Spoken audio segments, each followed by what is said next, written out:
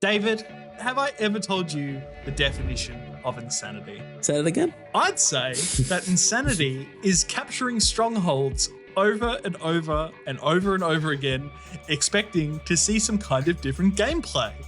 That is crazy. Am I right? Am I right, everybody? Am I right? I was crazy still once. on? Is the spike still on? Tough crowd, am I right? Tough crowd. But welcome everybody to another episode of... Does this still hold up? Does this game still hold up? So to close out the Far Cry trilogy, of course, it means that we are going to be revisiting in this video Far Cry 3. What comes after 2? And before 4, it's 3. But yes, it's a very iconic game from 2012, and I can't wait to get into the weeds of discussing this game with you today to find out if this game still holds up today in the year of our Lord 2025. So just a quick heads up for everyone listening. So our verdict will be at the end, and we basically just cover the story, the gameplay, and a couple of Easter eggs towards the end as well. So David, I'm going to go through a little bit of a quick synopsis of what this game is about. I love hearing you talk about it. I love hearing you talk about stories and synopsises. Let me talk about it. So Far Cry 3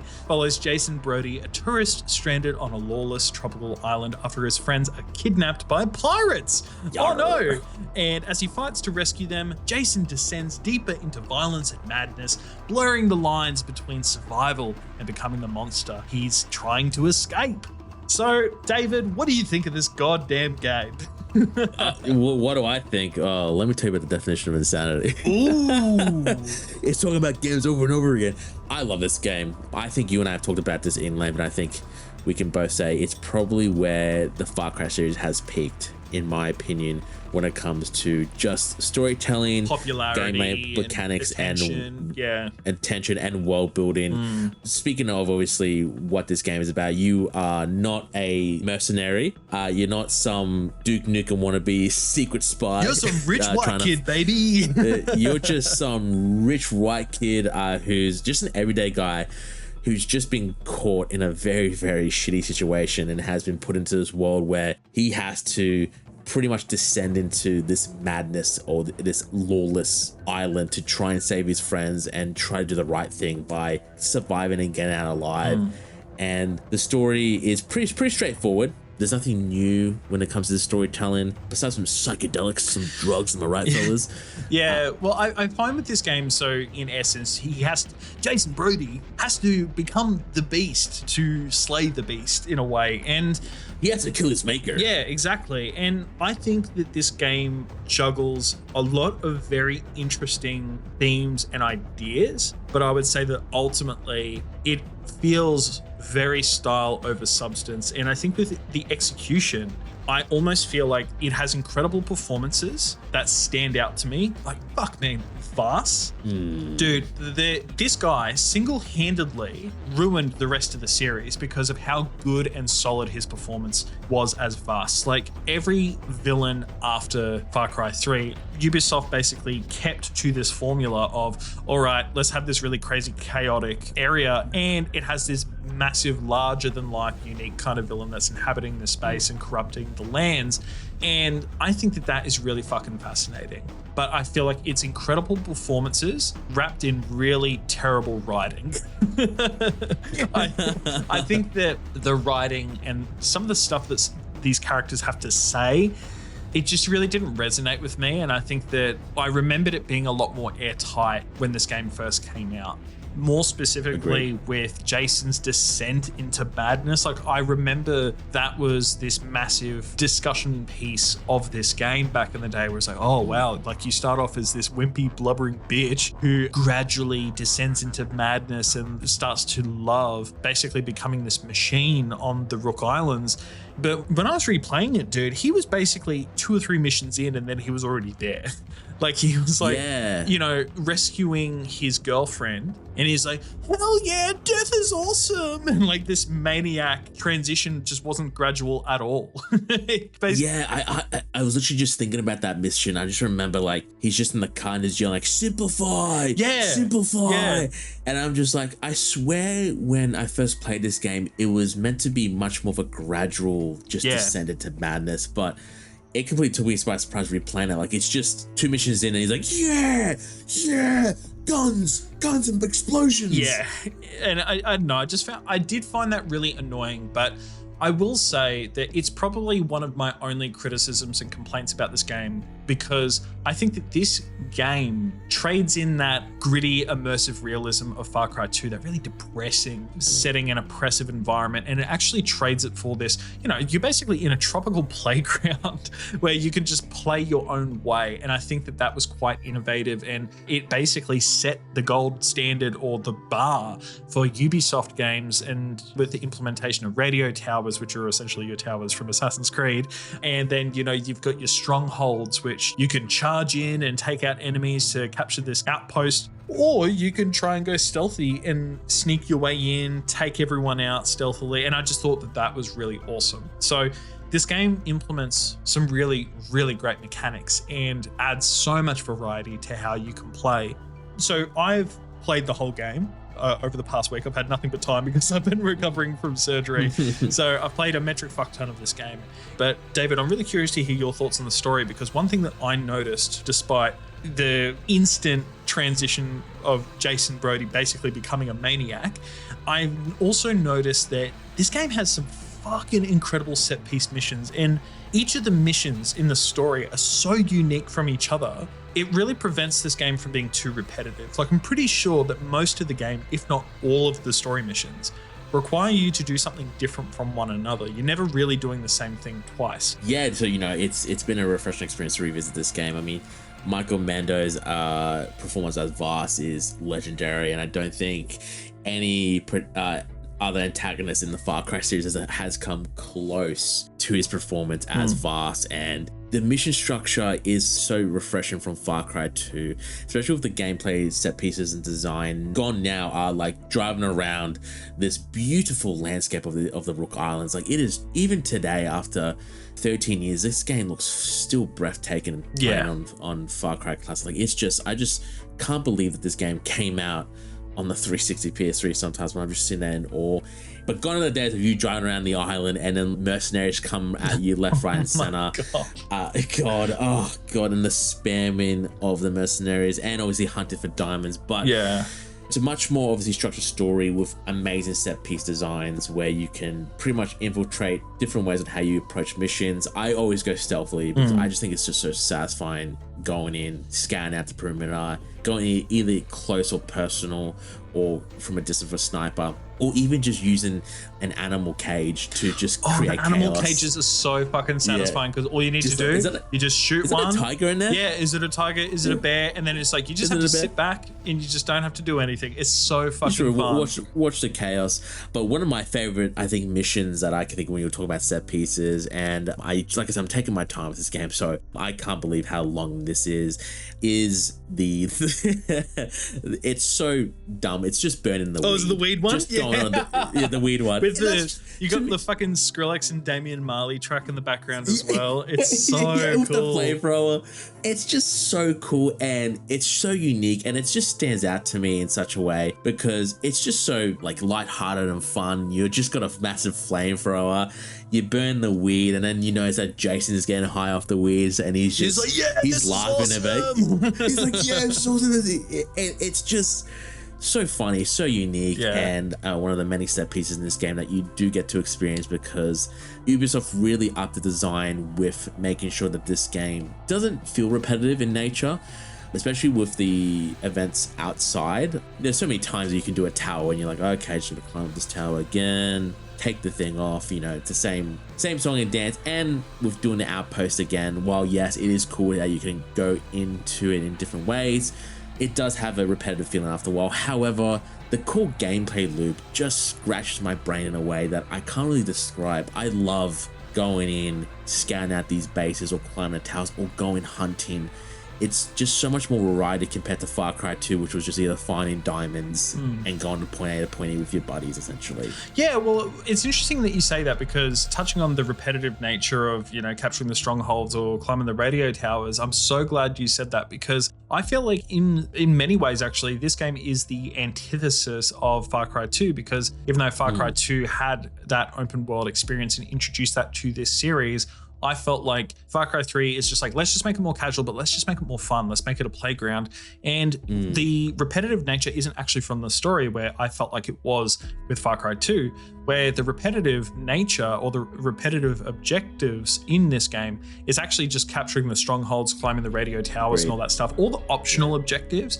And I actually really like that the repetitive stuff is actually relegated to the optional and the side objectives, because you can get on without doing all that shit, but it's recommended that you do, because it does make the gameplay experience that much easier, because you're opening up the world of resources and visibility to you, which I think is really great. It's a massive part of the game. And I guess we are talking about the gameplay, so let's just move on to the gameplay and the presentation. I think that the gunplay, like how it feels to shoot a gun in this game, feels way better than Far Cry 2. I do miss that, you know, the gun jamming, the degradation system of the weapons. I really love that realism from Far Cry 2.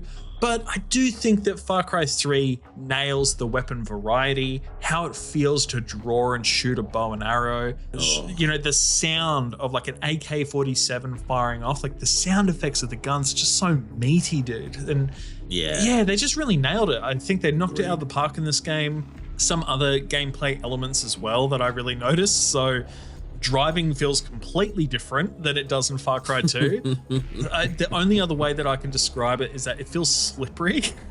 And you're just like, you're slipping and sliding up and down all these green hills and mountains, and you're almost guaranteed to just crash your vehicle every time you hop in one. When I was driving, the way I would describe it is like, you feel like you got like Dominic Toretto physics from Fast and Furious. Yeah, dude. Just with the feet you can pull, it's insane. You just like, I gotta take this left. You just hit the handbrake, and like the car, you could be in a truck and it just smoothly slides. Yeah, it's like your Tokyo drift. Literally like, Tokyo this doesn't make sense. Yeah, what's drift? And you got this truck, you're like, yeah, that's me, buddy. I'm Jason Brody. Where's Vin Diesel? It's so good, dude. I didn't like the driving mechanics at first, but then once I got used to it, I'm like, okay, this is actually kind of fucking fun. This is fun in a different way. And then also, you know, like you were alluding to before, or kind of touched on before, the hunting. So this game actually introduces wildlife and crafting, which wasn't a thing in the previous game. And it's just incredible. So you can never be too safe in this world. Unlike the previous game in Far Cry 2, you'd be attacked all the fucking time when you try and leave the safe areas. And, you know, mercenaries would just fucking beeline it straight to you, crash into you, do everything that they can. I swear they had a track on you. Yeah, I swear they had a track on you. They would compete with each other to kill you. It's insane. They just pile on you. Whereas in this game, the density of enemies is significantly more balanced this time around compared to Far Cry 2. And, you know, it's not ridiculous, it's just enjoyable. But in the absence of all of these enemies everywhere, all the time, trying to track you down, there are animals. Some are harmless, some will absolutely hunt you down out of nowhere. There'll be times where you're just minding your own business, running around, and then all of a sudden, oh, tiger's biting my arm. Oh, fuck, where did this come from? And then, like, there's always that jump scare when you're just swimming about, and then all of a sudden you're getting death rolled by a crocodile. Like, you're never truly safe, but it feels more fair, I think. It's almost, it feels more natural. Yeah, and exactly. And you're incentivized to track all these animals down, because it's like, okay, if I get this specific type of hide, I can upgrade my weapon holster so I can have 4 weapons or something like that. And it definitely added to this feeling of, you kind of joked around about it, but living off the land. Like, you know, yeah. I love the idea of like, okay, I need to become a better warrior, so I'm going to do all this hunting and make myself a better warrior by gathering all these resources. And I thought that was a very satisfying gameplay loop. What do you think? Like I mentioned a little earlier, like just doing this whole gameplay loop just scratched something in the back of my head that just felt, just hit my dopamine receptors, and I'm like, oh, I want to do that again. And just going on, and you know, you start off with like bare bones nothing, and then you're like, all right, I need to become like, you know, a better warrior or better equipped to take on Vaas's army of mercenaries or pirates. Going on, living on the land, hunting, and starting out with obviously the small game like goats and like pigs and boars and Working your way buffalo, up and to then, a bear. yeah, and then working your way up to like a Komodo dragon or to a tiger. And to Those a are the bear, worst, and dude. you're like, How they tough are the enemy animal? How tough are the animals, dude? Yeah, you can just load clip after clip They're of like your bullet gun into them, sponges. and they just keep coming at you, and they can really take you down to lower health. And if you're not careful, if you aren't prepared for it, they will mess you up. You will die. But it's just so satisfying when you just do craft that upgrade that you do need to increase your wallet size or your loot sack or the holsters or your grenade variety. It just makes you feel like you're stronger than when you first start this game. And I love how we have a skill tree in this game. Yeah, which is I didn't even think to talk about that. Yeah, first implemented, I guess, into the Far Cry series. So like I said, you're not a mercenary, you're not a Duke Nukem kind of guy. You're just an ordinary guy who gets experience with clearing out objectives, enemies, hunting, stuff like that, races, poker. And it's so cool visually because you can see how far you upgrade, because Jason gets this tattoo at the start of the game, and the more you upgrade, the more it adds to the tattoo, showing your progression on your left arm, which I thought was a really cool way of indicating of how much you're coming along in your story or how much you're upgrading. And I do love just the stealth ones, like the death from below, death from above, and the chain kills of the stealth that you can do. Yeah. Which is just wickedly cool, where you can just clear out 3 or 4 guys with your machete.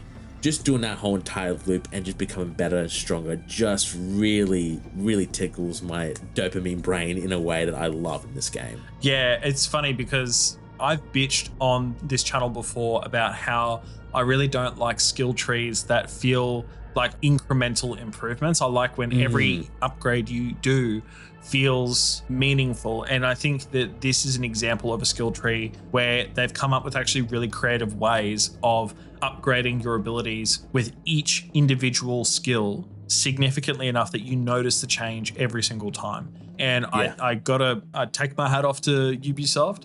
I think that considering this is the first time they implemented a skill tree into a Far Cry game, I think they nailed it. I will say though, and at the rate that you're getting all these skills, there is no way in real life that Jason wouldn't be getting a fucking infection on his arm with how many new tattoos he's getting in the span of like a couple of days, and he's like running around in the woods. Bro, cover that shit up.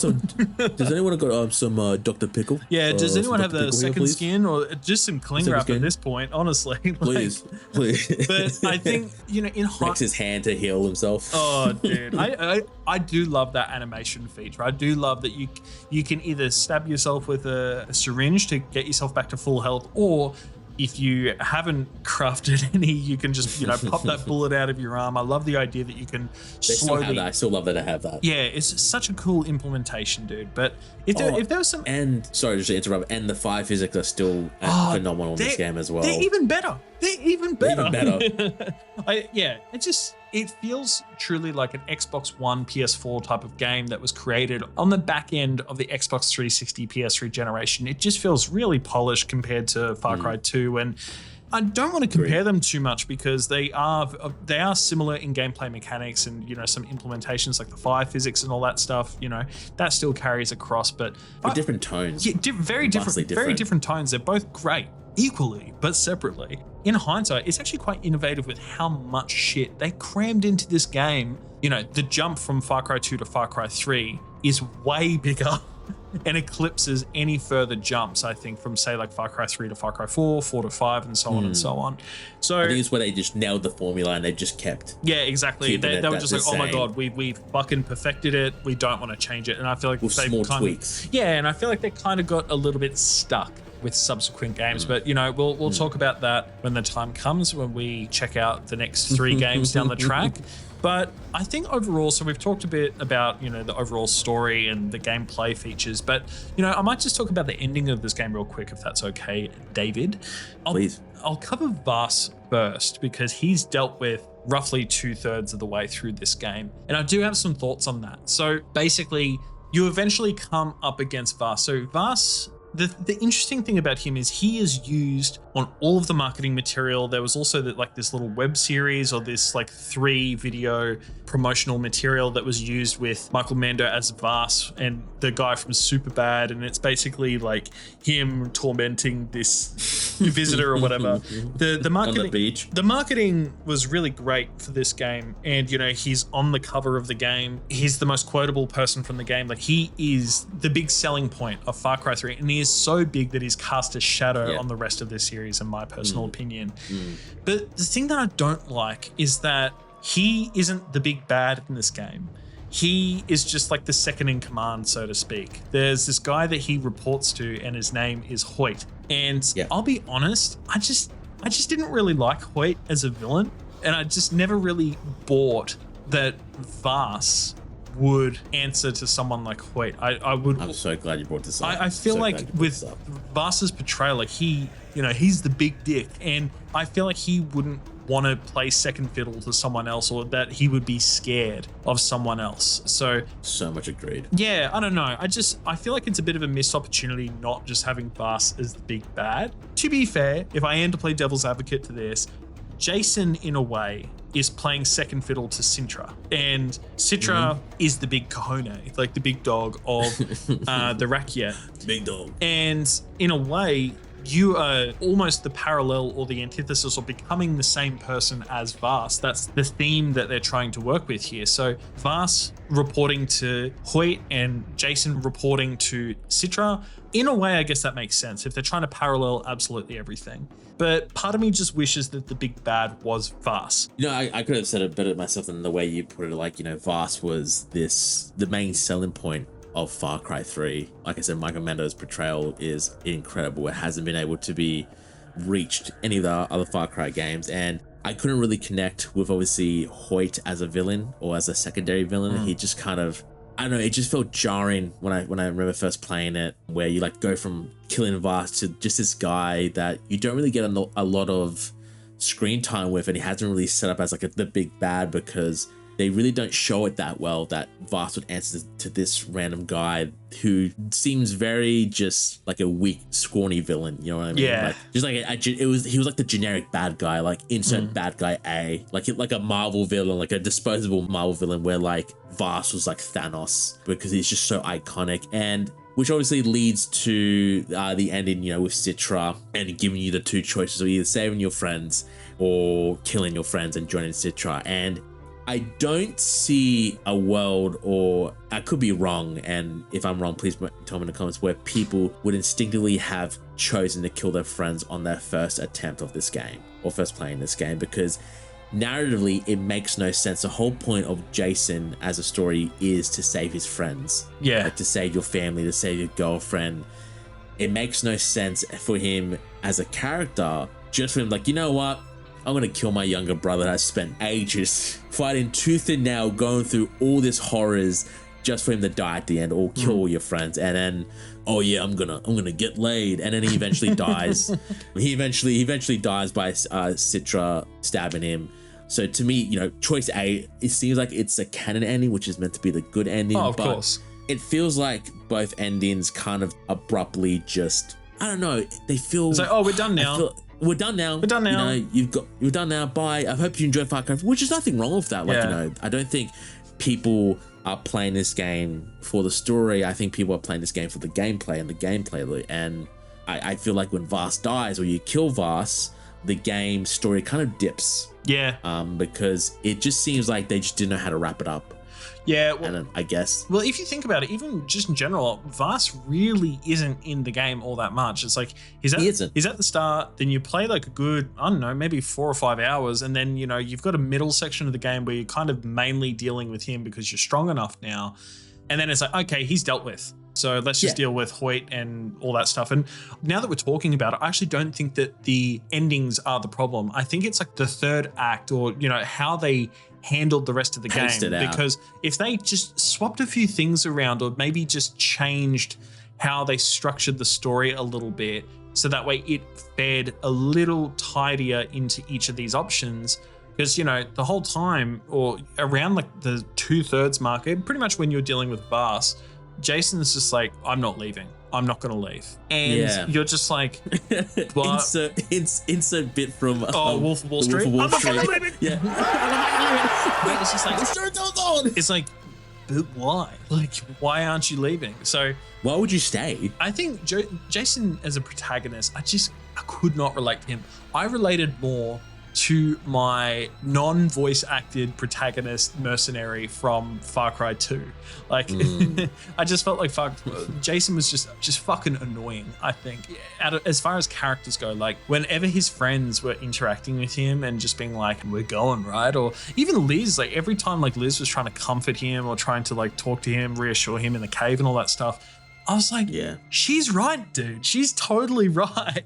But yes. But yeah, I don't know. I think it's a couple of gripes with the story, but I definitely think that what this game lacks in writing, and I guess that's what I was saying at the start, like my issue with this game is mainly the writing.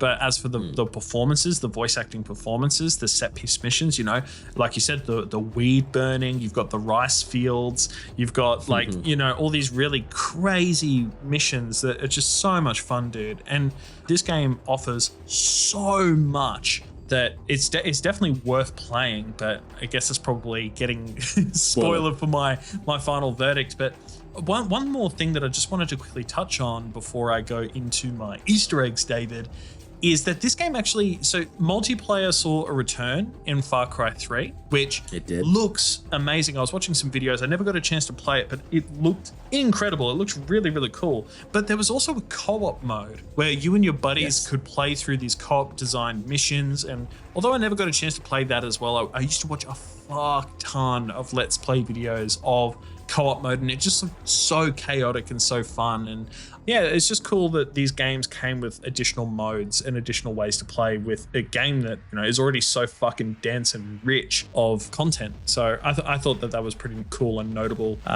Did you ever play the multiplayer or co-op? No, I never got the chance to play the multiplayer or the co-op. I think it was something I did skip out on. I have to agree with you from watching. I remember watching, I think Rooster Teeth. It was Rooster Teeth Let's Plays. Yeah, that's what I was Let's thinking Plays about. playing it, and it looked a hell of a lot of fun when you could play with your friends. But I just never got the chance to experience it. So yeah, it's a shame. That's unfortunate. Yeah, it is. But you know what's going to cheer both of us up after coming to the realization that neither of us have played this mode, which looked incredibly awesome back in the day.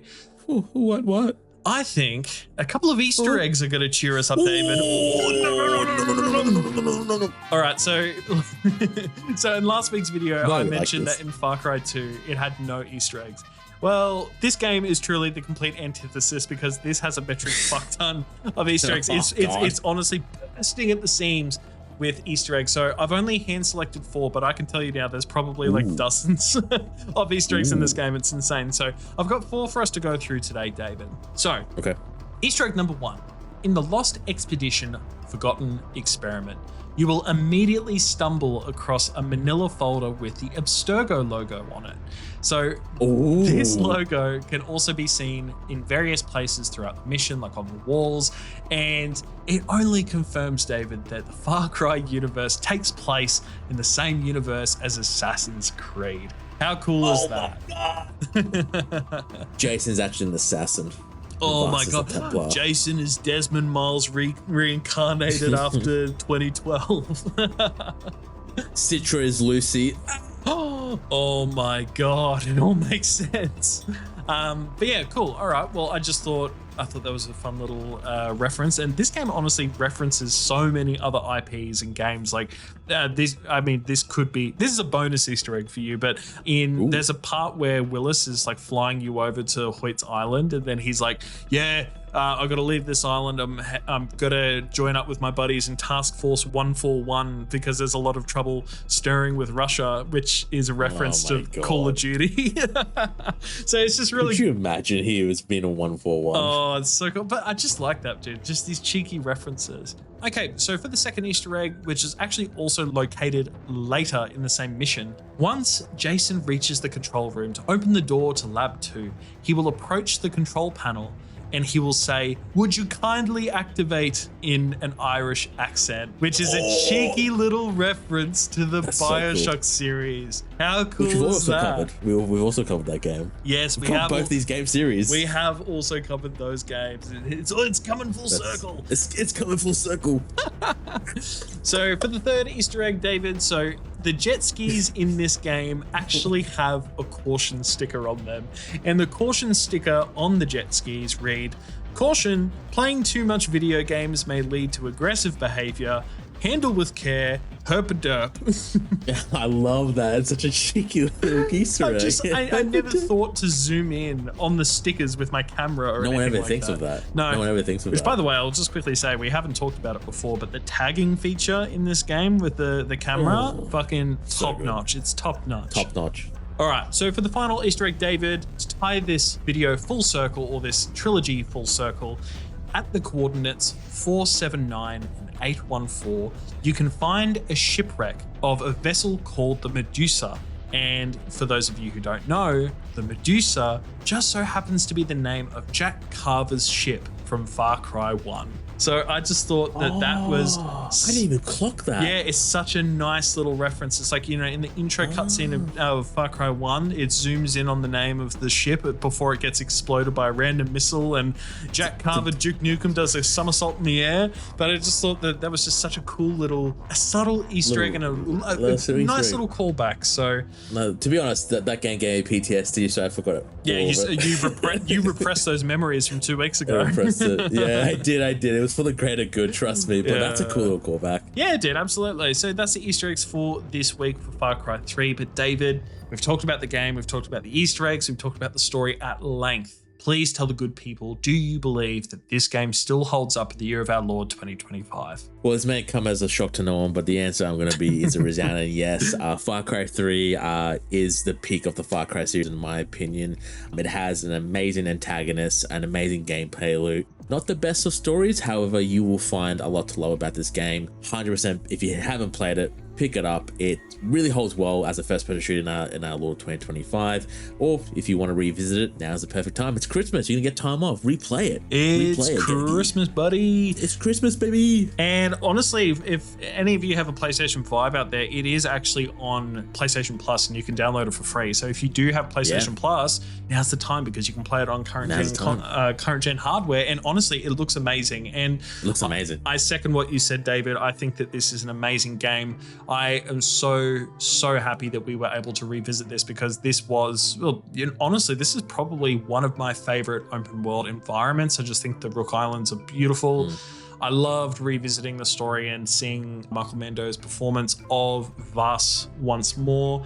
And even though I felt like the writing doesn't necessarily hold up, I don't think it honestly held up back then when it came out, but I think that the rest of the game just absolutely outshines any flaws or any areas where this game stumbles. So I think if you're looking for that really fun and unique gameplay, and just that really, it has this energy that I feel like a lot of modern games don't have. It's just outlandishly just like chaotic and stupid, and just it celebrates its insanity, I guess. And that's the whole point of this game, and the tagline of Vaas going like, "Oh, have I ever told you the definition of insanity?" which became like a very famous quotable line from him. And yeah, overall, this game definitely still holds up today. It's an amazing package, and I think it represents Ubisoft when it was at its peak. Oh, definitely.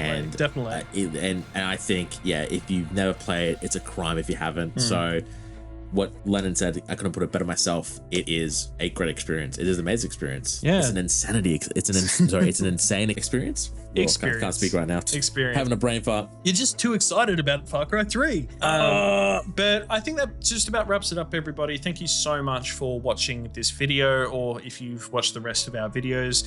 We've covered Dead Space, we've covered Assassin's Creed, we've covered Bioshock, and now obviously we've covered this trilogy. Just to let everyone know, so rather than telling you guys what you can expect to see next week, we're actually going to be taking a 3-week gap just over the Christmas holidays, just to enjoy playing some games, without making a video on it, or just spending time with our family. I've got a big backlog. Yeah, well, fuck, dude, I've got a massive backlog. So what I'm going to be doing is, or what we're both going to be doing is, essentially just taking a 3-week break. We're still going to be recording the podcast, so the next 3 weeks you can expect a compilation of the Ezio trilogy, the Dead Space trilogy, and the Bioshock trilogy to be uploaded on the channel while we take a break. But once we're back at the start of next year, we're going to be diving straight into the Crisis trilogy. So thank you so very much for watching, David. I'll talk to you next week on the podcast. Yeah, well, and thank you guys for listening. I hope you all have an amazing break over Christmas. Have I ever told you the definition of insanity? Oh, would you kindly tell me?